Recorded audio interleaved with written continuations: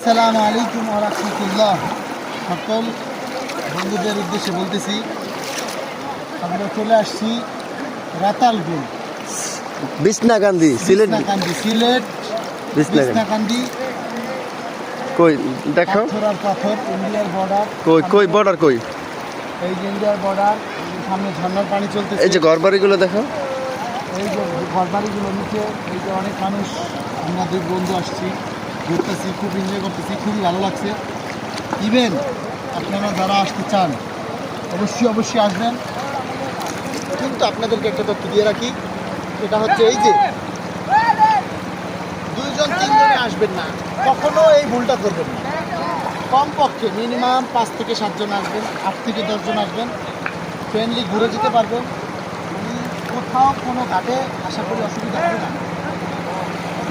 তো আমরা খুব কম মানুষ আসছি, এই জন্য আমরা অনেক জায়গায় অনেক কিছু অনেক কষ্ট অনুভব করছি। মানুষের আচরণ, গাড়ি ঘোড়া সব কিছু মিলে অনেক কষ্ট অনুভব করছি। আপনারা যারাই আসেন অবশ্যই সময় নিয়ে আসবেন, ঘুরবেন, দেখবেন। আর এই মুহূর্তে আমরা ভাবির ছবি ওই ক্যামেরা নিয়ে আসবো, ভাবির ছবি ওই ক্যামেরা নিয়ে আসবো। বোমাইন ঘুরে খুব মজা পাবেন, ফ্রেন্ড সার্কেল নিয়ে আসবেন। আল্লাহ, বললে যদি পড়ে যায়। আর এই যে পাথর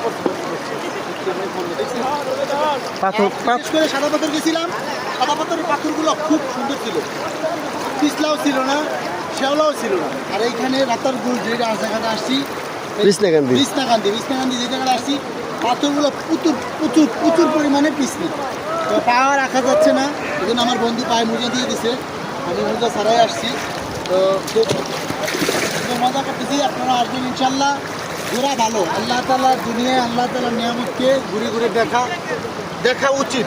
যে আমরা মনে করি পানি খুব অত্যন্ত ঠান্ডা পানি, খুব অত্যন্ত ঠান্ডা পানি। গোসলের উদ্দেশ্যে বেরোচ্ছি, কাপড় দেখাই দাও।